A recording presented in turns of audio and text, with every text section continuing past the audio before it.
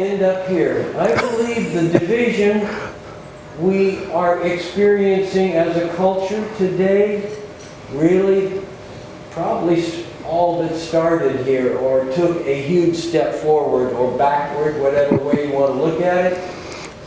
But really, I think the reframing of our American story really began here. And I think really it was warranted, it had to come.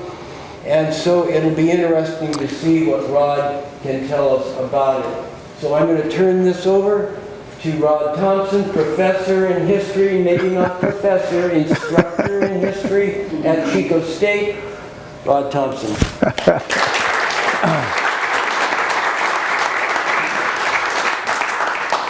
Thank you, Dave, for the promotion and for being the voice of the silent majority. I appreciate that. Thank you. I've really enjoyed working with Dave on this and other projects and the museum in general, and I'm very thankful to be here today. I had the opportunity in 2011 to go back to college and reinvent myself as a professional historian. I had been playing amateur my whole life and sort of kicked myself in the head for not starting earlier, but I had that opportunity, and I didn't have any intention of diving into local history. I sort of perceived it as quaint originally.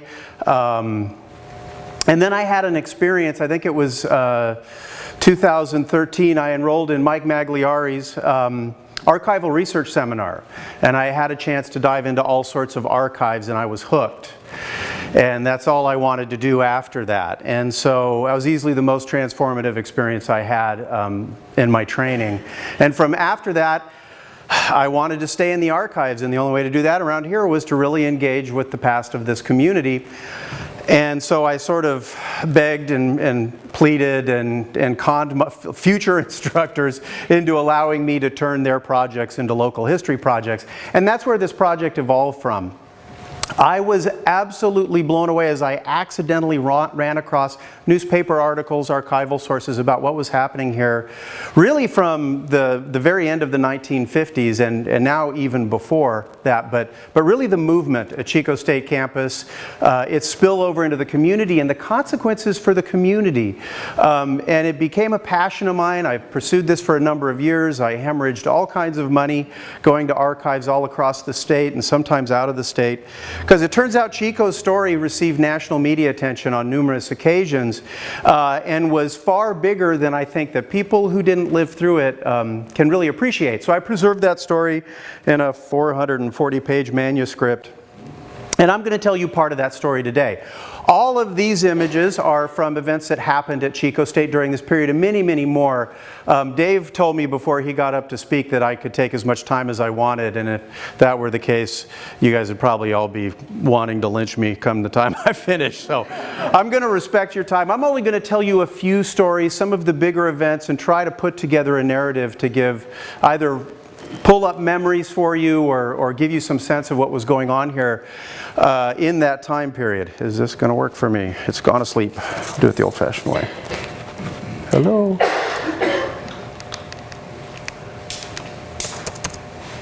Okay, hang on. Please hold. Let's do this. There we go. All right. There's always some way to do it. There was an active civil rights movement, a very sort of low-scale civil rights movement. On campus there was a particularly effective and boisterous Black Power movement that emerged late in 1967 and really took off in 1968 and 69 that had tremendous consequences. It is its own subject matter, and I'm not going to tell you that story today because that in itself takes over an hour to tell that story. If you're interested in what happened on campus and in the community in these regards, several other talks I've given on this subject have been recorded. Just let me know and I'm happy to send you links. But just to be aware of this happened, but for want of time, I'm not going to talk about these issues today. What attracted my attention, though, the first story that really got my attention and made me go, what was going on here, was this one. This is the faculty club. It no longer exists. It was on Chestnut Street. There's that open-air parking lot between Hazel and Chestnut on 2nd. This house was on what became that parking lot later, and it was the faculty club. It was essentially a drinking club for faculty. There was a full-time live-in staff there that sort of, produced food and kept the place clean. At the end of 1969, it was firebombed. And the damage was fairly extensive. It was able to be repaired. It wasn't fully destroyed, but people had to be sort of rescued in a hurry. The live-in housekeeper had to be rescued from the fire. It was kind of a big event. That same night, someone fired several bullets into the office of President Robert Hill, who was the leader of the campus at that time. The next week, someone firebombed the sociology department, which at the time was in one of the language houses on 3rd Street between Hazel and Chestnut. Now, as I found this out, my first reaction was, what? This is domestic terrorism, right? Right here in our own little community. And as I in the years of research, as I interviewed many people were here at the time, of the scores of people I talked to, only one person remembered this event. And it was the photographer, Jim Shellstad, who worked for the Chico Enterprise Record and sometimes the Sacramento Bee. And he only remembered it because he photographed it. And that really caught my attention. How could something that would occupy the nation's attention today go completely past? This was forgotten within a few days of it happening. And the reason why it was forgotten is because bigger things were happening on campus. The tail end of 1969 and through the spring semester of 1968, were the most tumultuous times in the campus's history, hands down. Many things were happening on the national stage, on the state stage, and they were influencing what was going on where the campus was also dealing with its own crises.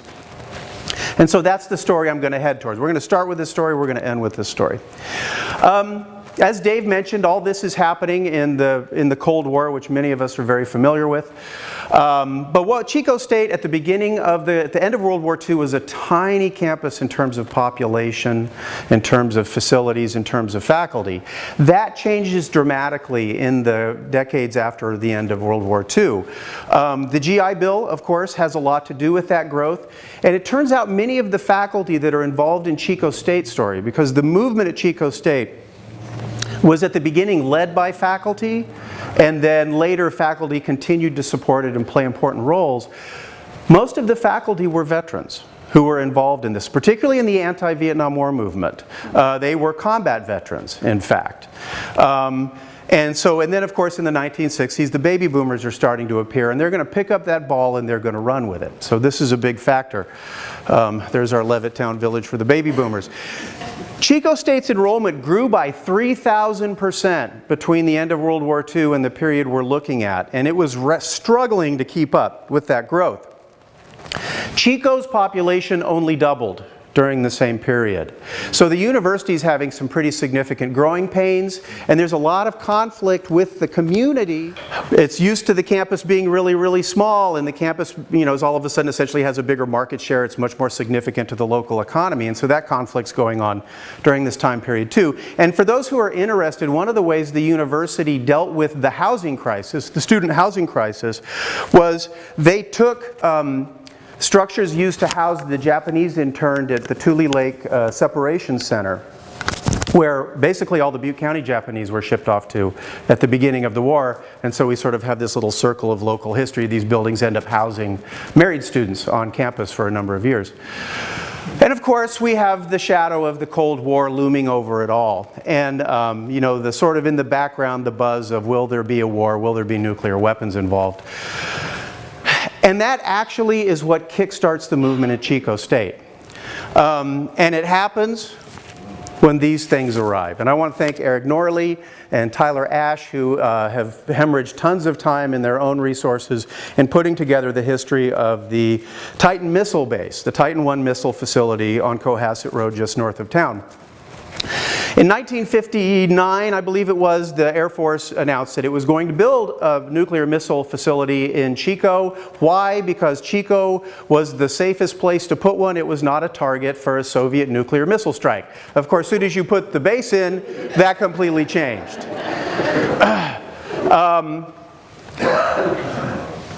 Construction begins in 1960, it wraps up in 1962, but in 1959, at the end of 1959, what happens is, the beginning of 1959, what happens is this gets the attention of some people in the community.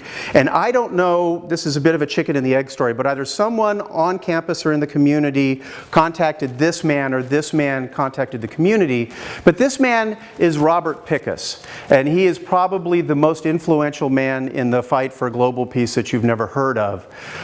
He was a member of the American Friends Service Committee. He was co-author of the Quaker pamphlet Speak Truth to Power. He was active throughout. He was a World War II veteran, and he wasn't a pacifist, but he wanted a global peace movement and certainly was opposed to nuclear war.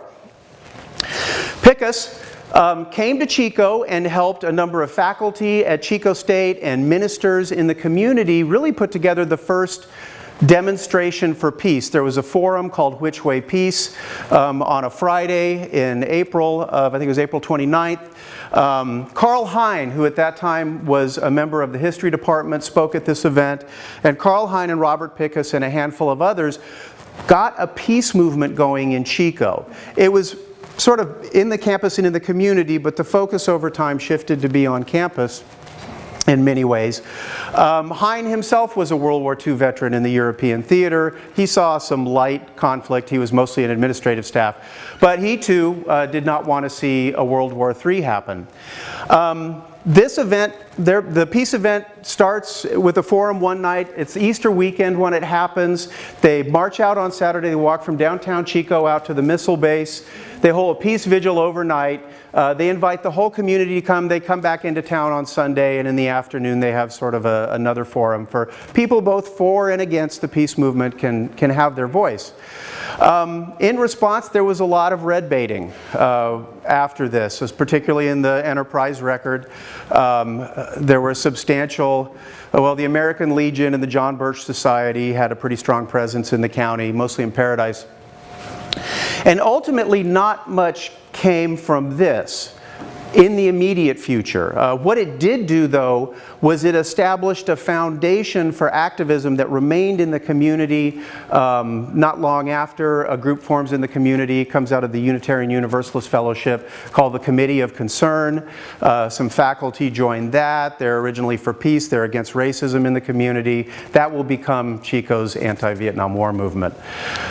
For those of you who don't know the end of the story, there were actually 2 explosions at the facility, at the nuclear weapons facility. The first one, which was not as big, ended up killing a maintenance worker, I believe. The second one was a coolant leak, I believe it was, and it blew the doors off the silo, scattered debris all over Chico. We're lucky that nuclear warheads do not go off in that kind of accident. Otherwise, we wouldn't be here to talk about it today. And ultimately, in 1965, the base was closed. It was only open for 3 years. The missiles were declared obsolete. But the other thing that comes out of this is Chico Peace and Justice Center. When Wilhelmina Taggart and her friends, they saw this first event that Pickus and Hyde and a few others planned. They decided, they were pacifists, Quakers, and they decided they would get involved too. So they started having a small vigil every Saturday outside across the street from the missile base. There they are on one of those protests in the fields across from the base. That's George Strong, who was Reverend of the African Methodist Episcopal Church at the time, and his family. He was another peace activist in the community. He actually died from a 40-day hunger fast. He died on the last day of the fast in 1964 and was much mourned in the community. But out of this movement, we get sort of activism towards peace, both on campus and in the community. And that leads us to 1964. The university is growing by leaps and bounds. Glenn Kendall, who was campus president at the time, he's making all the hiring and firing decisions. He often hires people on the basis of a single letter of recommendation because there's such a need for faculty. Well, in 1964, the Gulf of Tonkin Resolution is signed that summer. President Johnson has basically carte blanche to do what he wants in Vietnam. Literally as soon as the semester starts, there is an anti-war movement takes place. Starts literally the first day in fall of 1964. There were 2 avenues to approaching protest against the Vietnam War in these first couple of years. Neither of them look very radical, but because of the community at the time, everyone involved was labeled a radical or a communist. Don Lillibridge, who was another member of the history department and another World War II combat, a frontline combat leader in the Pacific Theater, saw some really traumatic stuff. He believed that the war was bad foreign policy. He believed that the war was, it just wasn't the right war to be involved in. And he and sort of the older faculty started to oppose the war within the system. We had early forums, sort of teach-ins, if you will, against the war on campus, in which faculty and sometimes a few gifted students would speak out about this policy. Don Lillibridge represents that faction the most, that sort of work within the system. He actually ran for state assembly twice as a way to get his views on the war out there. And that's really the dominant branch early on. But there is a radical branch early in the movement. It's only radical in comparison to the other branch. It's really not super radical. But that branch was essentially led by a man named Edmund DeTullio. Ed had done combat duty in the Pacific Theater in World War II, went back to fight in Korea, both times in the Marine Corps. Highly educated individual, and he was hired as an ABD by Glenn Kendall in the summer of '64. Ed was fully opposed to this war. One of his two specialties were the American Revolution and then Chinese history. And so he maybe had a better sense of what was going on over there than some people. And on the first day of class, I've interviewed some students who took his class, and they all said the same thing. They said on the first day of class, Ed took the pulpit and said that the United States has just gotten involved in a war that's immoral, illegal, and wrong, and I'm going to tell you about it. And he spent that first semester, he started speaking out in the free speech area at Chico State, which was essentially brand new at the time. He spoke out against it in class. He joined Don Lillibridge and Carl Hine and other faculty in speaking out against the war. But he'd also go downtown to the City Plaza and do sort of the Hyde Park soapbox thing. Everyone who I've talked to who was here in '64 on campus remembers Ed. Well, Ed was only here for a little over a year, and the reason why is that's his booking photo. On Saturday, October 3rd, he was downtown giving his regular speech against the war, and he used some colorful language that is appropriate to people who have been in the Marine Corps. And a woman in the crowd went up to a Chico police officer and said she wanted Ed arrested, and the Chico police officer didn't know what to do about that. So the issue was kicked upstairs, and over the course of the weekend, a local judge who was a recently appointed judge, he had no legal training, he was a retired highway patrol officer, he decided that Ed should pay. And so Ed was arrested the following Monday. He went involuntarily, but this is the old California Penal Code. It's the blue women and children, you're guilty of a misdemeanor.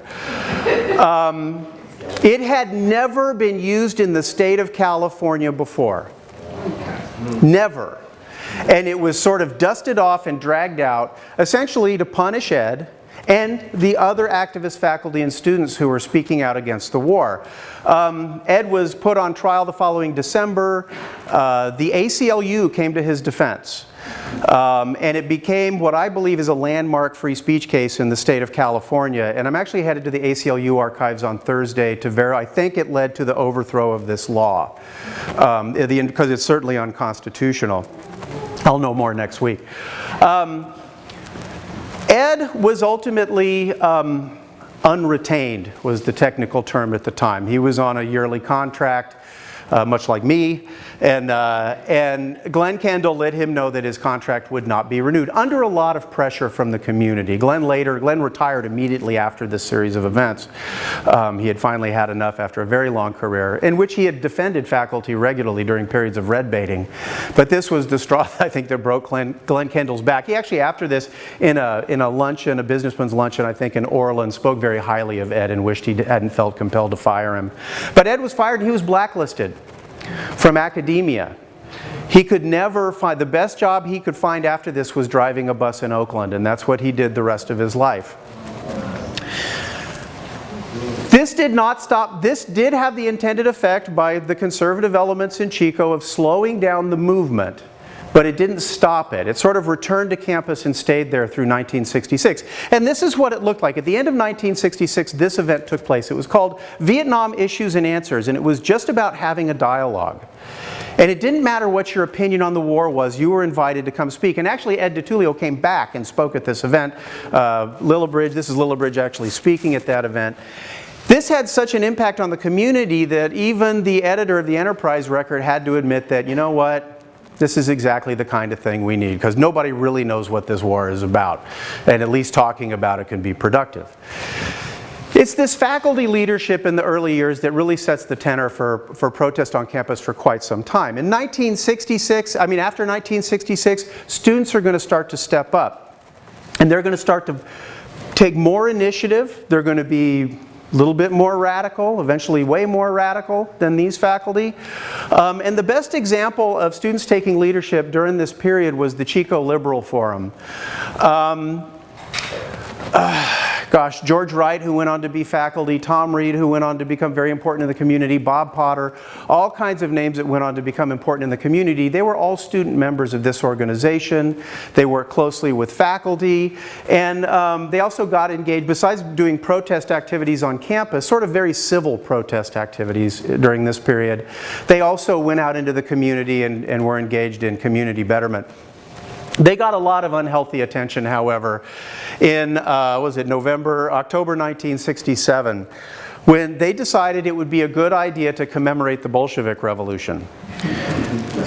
And this was supposed to be purely educational. It was supposed to be just talk about the Bolshevik Revolution as a historical event. And they got Karl Hein to come speak at it. And that's him speaking at the event. These were all sharp people. I think maybe it's easier to appreciate the Cold War and laugh about this today than maybe it was then. But this ended up backfiring. They gave basically a straightforward historical talk. Karl Hein gave the history of the Bolshevik Revolution, talked about Stalinism, mentioned a couple things about communism that could work, but ultimately condemned communism as it was playing out in the Soviet Union. The Enterprise record cut and pasted his speech in a way to make him look really, really bad. And then this student, Paul Molino, without letting anybody else know, brought these signs. This sign set this community off. To have the symbol of the Soviet Union displayed on campus, that got a lot of hackles up. So there's a tremendous period, multi-week long period of red baiting in the press, and we get a really interesting event happens on campus, which is, is called the conservative counter demonstration. But what happens is the Sunday after this event, there's a radio host on a program up in Paradise, and he's calling on his viewers to go down to Chico and show them what you think about this sign and what happened on campus. So you get a whole bunch of little old ladies in their church clothes, and some vets, some guys with the American Legion, a few other people, 40-ish so people show up from the town of Paradise, and they stage this protest. And they stomp around. The students do show, the Chico Liberal Forum students show up. They've got their signs. One old lady sets about destroying the signs. Over here, they're having a contest to see if they can hold the American flag higher than the other things. They sing they do the Pledge of Allegiance, and they sing God Bless of America, and they go home. This sparked a free speech controversy on campus, in which the president said this is okay, but we have to draw the line at destroying property, and that wasn't okay. But what this does is, instead of cowing the students, it sort of galvanizes them. And it's at this point after this event that they really take over the Vietnam anti-war movement on campus. And from this point forward, it's students who are organizing things, leading things. It does become more about, in some cases, civil disobedience. And eventually it becomes more radical. Now, this event at San Francisco State College, the San Francisco State student strike, I think it left a big scar on the nation at the time. It was certainly traumatic. It was in the national news regularly. Here you have students, and we're just getting over in loco parentis, this idea that when students are at college, they're essentially children and the campus is acting as their parents. That idea is in the process of dissolving during the 1960s, but it's still alive and well in the culture. And when people see these students, these kids, and they have radical political ideas, and they're making a big fuss, and there's some militancy going on, and they're disrupting the status quo, that scared the hell out of a lot of people. And it really scared people at Chico State, because San Francisco State's only 3 hours away, and Chico State's small but persistent radical community is in constant contact with the Third World Liberation Front and other groups at San Francisco State that are driving this protest. There's a real close connection between the two campuses during this time period, at least amongst the radical elements. So the pictures on the right-hand side are actually what's happening at Chico State. The woman on the top was from San Francisco State. She came with a small troop of fellow radical students from San Francisco and tried to get Chico State fired up about having a student strike here, a San Francisco State-style student strike. That terrified the community, and it terrified most people on campus. It's one thing for students to protest, it's another thing for there to be violence, for classes to be disrupted, for property to be destroyed. And so this is when things really start to come unhinged on campus, is in response to this connection and the students from San Francisco State coming. And that leads us to the story of really the most tumultuous moment in Chico State's history. What happens is, in response to that call for student strike, a number of younger faculty, newer faculty, not necessarily veterans, have a more radical look, a view of things, of a number of things, how classes are taught, the war, sex. Many of them believe in the idea of free love that's being propagated at that time. And and these are the main ones, except for Vincent Milosevic. I'm sorry, but he doesn't deserve to be here yet. And I'm just going to tell you their stories each really quickly, because they really defined what happened in 1968 and into 1969. Ross Gandy really sort of bookends this short period at Chico State. Ross Gandy was from Texas, a PhD in philosophy, very loved by his students, very radical and vocal in the press and in public speaking. He was an advocate for free love in the press. I don't know to what extent he actually believed it, but he got a lot of attention. And of course, during this time period, it was essentially negative attention. But Robert Hill valued free speech, and the president at the time, and encouraged students and everybody to have their say. So Gandy went on doing his thing for quite some time until he got involved. He started speaking out against Christianity during the Cold War. Again, oops. In the Wildcat, and then later in very public forums. And he became increasingly insulting. It became less about an academic discussion and more about baiting. And at the end of, as we're approaching the end of 1969, he's let go. He wasn't a tenured faculty, he was on a year, and he was informed that he was unretained. And it's his firing, as well as the unretaining of another one of these people, that led to what was called the RTP crisis. RTP, retention, tenure, promotion, is the medieval process by which we live and thrive at the university.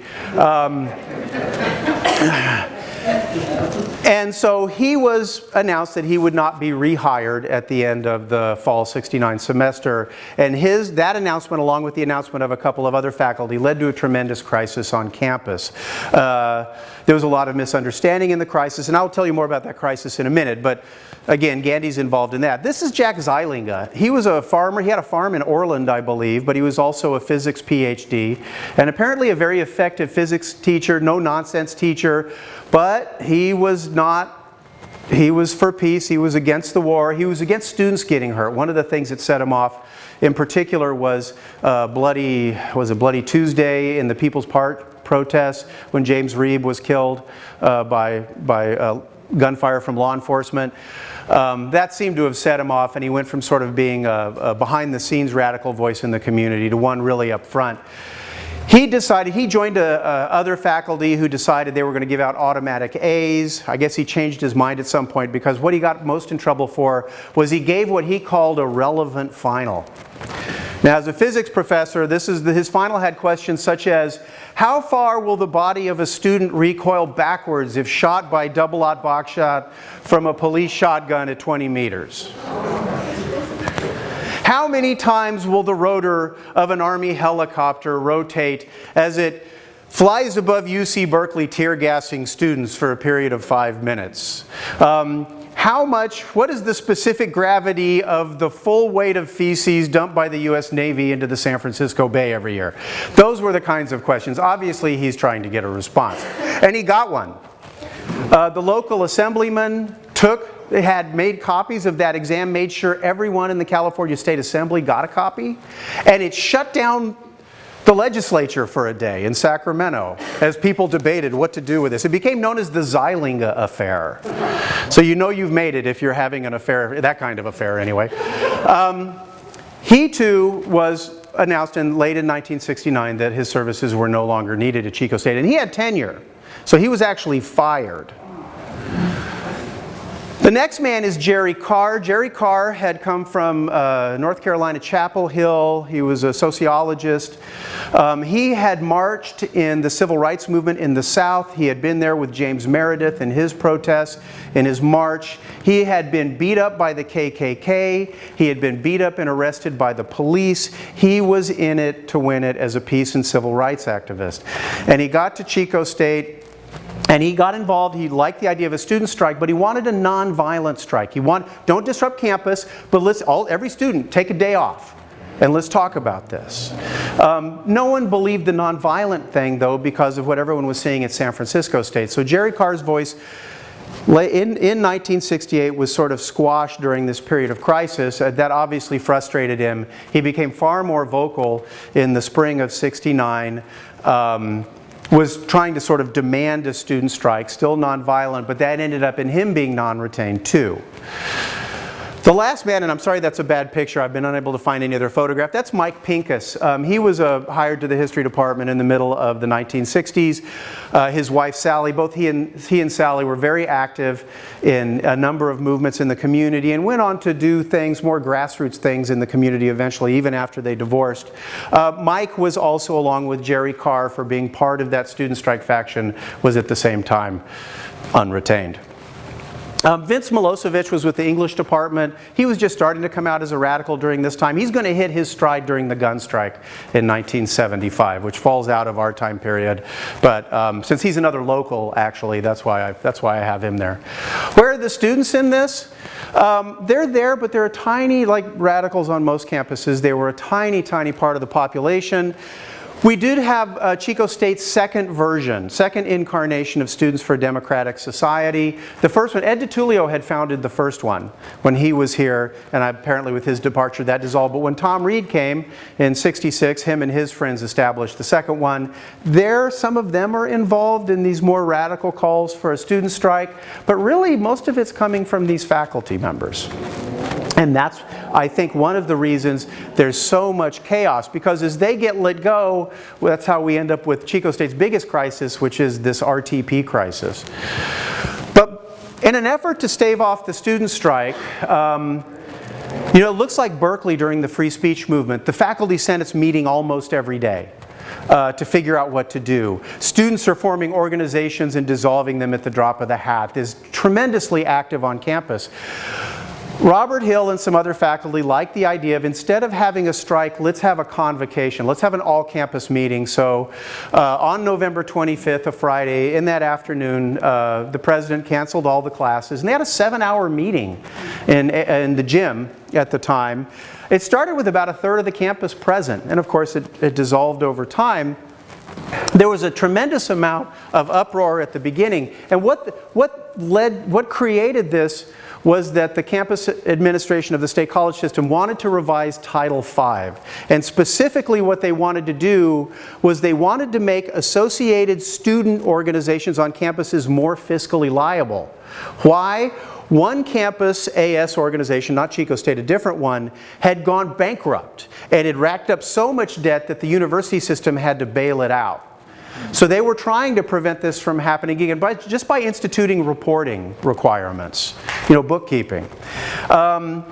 Chico State was already doing that bookkeeping, so it wouldn't have changed anything at Chico State, but to a lot of people it looked like the administration was trying to take control. And that's really what the protest was about. The only outcome of this was that they promised to meet again the next March. They formed some committees. The enthusiasm died over the winter break. And then the radicals are really upset because nothing happened. And then that led to those professors speaking out more, being more vocal. And that's ultimately, through the sequence of events, led to them being let go. I'll come back to that. But the counterculture is also taking off at Chico State. Just to give you a sense, here's some visuals. This is campus in 1963. You can't get much more Cold War America than that photograph. If you look at the men's haircuts, the women's hairstyles and dresses, the clothing in general, that's where we're at. Leave it to Beaver. This is in 1965. It's only a couple years later, and you can see already there's been a tremendous amount of change in what is acceptable. If you look closely, you can see the young men's hair is touching the top of their ears. And there's a woman wearing slacks in public, too. This is 1968. Okay, things have changed a lot in a very, very short period of time. The counterculture did come here. There were some representatives that we would point and go, well, there's a hippie. Okay.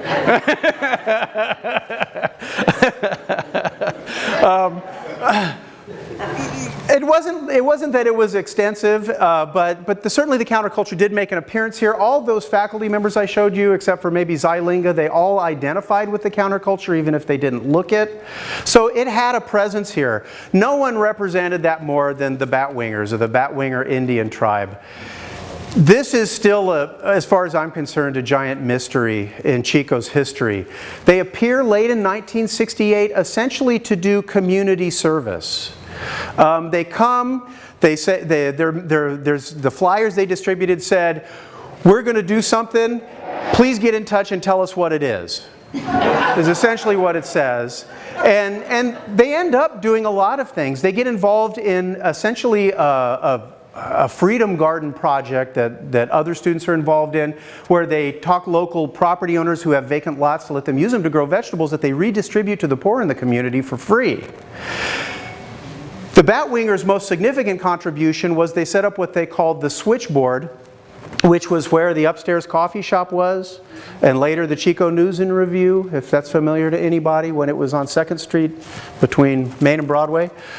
They set up a switchboard there. They got a few telephone lines, and you could call with any crisis, any problem at all. They did everything from help people who were having bad drug trips, people who needed transportation, if you didn't know how to make chocolate chip cookies and needed a recipe, the Batwingers would help you, and if they couldn't help you themselves, they would find someone who could. They had this bus, the Batwinger bus, and they would go bombing around Chico in the bus and stage what they and everyone else at the time called bizarro happenings. They were essentially Chico's version of the Diggers of San Francisco, a street theater troupe. But they were really invested in the community. They were here, they had a pretty strong presence for maybe 2 years. They had, their first event was the 432nd annual Batwinger Hop, I think is what it was called. And they had a Renaissance fair the next year that had nothing to do with the Renaissance. And then they dissolved, and some of the members stayed in the community and went in and founded all sorts of local organizations. If you remember, Edidorfa was a natural food store that was associated with the Batwingers. There was a number of newspapers, things like that, childcare. If anyone knows anything about them, please come see me, because there's almost no evidence in the archives. Militancy appeared at Chico State too, but you know, there's this sense that the 1960s were very violent on college campuses, but really things I think were in general more like Chico State, where there was occasional violence or threats of violence, militancy, but it really wasn't very widespread. And all of Chico's really happened in 1969 and early 1970 when things were at their worst, tensions were at their highest. Most of the militancy came from the conservative end of the political spectrum when counter demonstrators would show up, and those of you who are older might remember there were a lot more orange trees around here in the downtown area, and oranges and eggs were the favorite weapons of these conservative counter demonstrators. This is, I think, Mick Collins and Morris Boger. Morris Boger was a wrestler. Mick Collins is at a Dow chemical protest on campus. The Dow had some recruiters on campus. There's a small group protesting, and Morris, the big wrestler, showed up to threaten Mick, the scrawny little radical protester. Nothing came of that. But at about the same time, I think they were organized by a local barber who just hated the protesters, and they organized a group, and they came and they started hurling eggs and oranges at some of the pro-student strike people on campus. There's actually some death threats on those signs. It was a very different world back then. But just like with the, we don't know who firebombed the faculty club or the sociology building. Those are unsolved crimes. I could guess who did it, at least what they were after in their message, but we don't know who did it. But there was a case of it's called the First Street Riot. It doesn't really deserve that name. That's an overstatement. The word riot's really a misnomer, but it sure looks like one in the ER photograph. What happened is Chico State was going to participate in what later becomes Earth Day. But it wasn't called Earth Day the first year. It was just, campuses were encouraged to have an ecology day or an ecology fair. At Chico State it was called the Survival Fair. And it was going to last a week, and there was going to be different sort of educational activities. Well, on the second day of the fair, I can't remember, I think he was a mathematician, Frank Burke. He donated a car, and if I were to show you a picture of this car, it is a car by the loosest definition of the term. It was like the oldest station wagon. I think Fred Flintstone had owned it originally. He donated it, and he was good. You could like pay $1 to come wail on it with a sledgehammer. The money would go to be donated. It was that kind of event. Tensions, but they're doing it. First Street used to run through campus. I'm sure many of you remember that. And that was a big local issue because students were hit by cars all the time. Regularly, students were hit by cars. And there had been some discussion. The campus and the city had actually negotiated recently to plan for the closure, and there was a closure date coming. But there was a lot of tension in the air. This podium was set up in the free speech area, which is not in the middle of First Street. And some student radicals picked it up and moved it in the middle of First Street to block traffic. Some counter-protesters grabbed it and moved it back. And that went back and forth for a few hours until things really tensed up. They started moving the car around too. And they end up blocking the traffic with their bodies after the podiums eventually moved away permanently. Traffic stop, there's some altercations. A few drivers try to run over the students.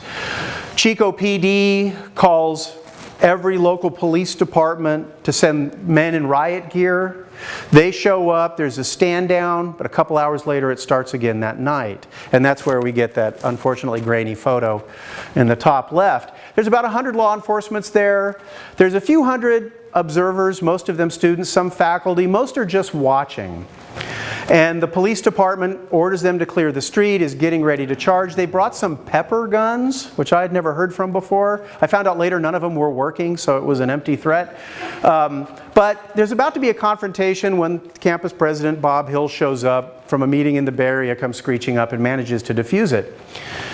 So nothing happened that night. There was no riot that night. There was some civil disobedience for sure. But what happens is the city closes the street for a couple days, then reopens it because the city council's mad at the students. And the students then, led by Jack Zeilinga, who you can see in this photo, start to block the street with their bodies again. And at this point, by the end of the day, or within the next couple days. 16 of them were arrested on conspiracy charges. They will be going through that process for 2 years before it's thrown out of court. It eventually looks a lot like the Ed DiTullio trial. This is sort of the nadir of the era. What happens after this is Richard Nixon's secret bombing campaign of Cambodia just 5 days later becomes public knowledge. And the college world of the United States goes crazy over that announcement. Then a couple days after that, we have the shootings at Kent State. Shortly after that, we have the shootings at Jackson State. And this doesn't feel like it's important anymore. And it changes. Now, Ronald Reagan, right after that, made the single good decision he made in regards to education his entire career. He closed down the state college system for 4 days and allowed tensions to settle down. And so all these issues, there were protests and things going on, but the militancy stopped. It gave people a chance to calm down. This is sort of the last big event of the era. Protest doesn't stop. It continues, but it turns more inward after this. We see that in the gun strike in 1975. Was anyone a participant in that here or here? Yeah, all right. There's still people around who are part of the gun strike. The basic issue was that campus police had not been armed. They didn't carry any weapons. And there had been some incidents on some campuses, not Chico State, and some campuses were asking if it would be okay to arm their officers. There's actually a law in the California Code that requires that police officers be armed. And so the campus administrations decided, well, we don't want to do this, but we have to do this. So they announced a day to arm the police officers. Chico State comes unglued again. It's been years since a big protest. The gun strike becomes the next, and really the last big protest at Chico State. It runs on for 3 months, and there's some good stories there, but eventually they occupied the administration building. The university was able to sort of cordon it off, and over time make it so uncomfortable to be living in the administration building that the strike was shut down. But the reason I'm talking is way after my time period. But the reason I want to talk about it is that this is Ed Bronson, who is with the political science department and has been a big activist in all sorts of ways. But he comes out and eventually founds CLIC, the Community Legal Information Center. And this is just a good place to start with talking about the outcomes for our community from this time period. What we have is that people realized they couldn't end the war. You couldn't get Johnson, you couldn't get Nixon to end the war. Maybe you could turn your energy inward into your own community and you could do something positive with it. So starting in 1969 and afterwards, you see a lot of activists turn inward, is how I see it, and start working. Where are the social justice issues in our community? What meaningful things can I do here? This was Ed's solution. CAVE is actually founded in '66, I want to say. Community Action Volunteers in Education. It starts as a tutoring program to get college students. It's originally conceived by students. They start tutoring disadvantaged students in Butte County. Now it hires 2,000 students a semester to be active in the community, providing all sorts of community services.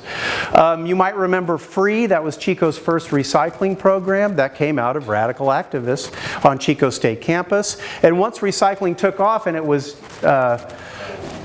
no longer to support FREE as a recycling institution, it became the Butte Environmental Council, which advocates for protecting the environment, not just in our region, but everywhere. Going to develop about a third of Bidwell Park. His plan for sewage from his development, run it into Chico Creek. So two things happened. First of all, nobody wanted that. The second thing is that all the local hippies were afraid people will see them having sex in Upper Park. And so, but yeah, a little facetious there, but yeah. You don't want to walk on that. When you're like 19 years old and you stumble into that, there's a lot of questions that come to mind.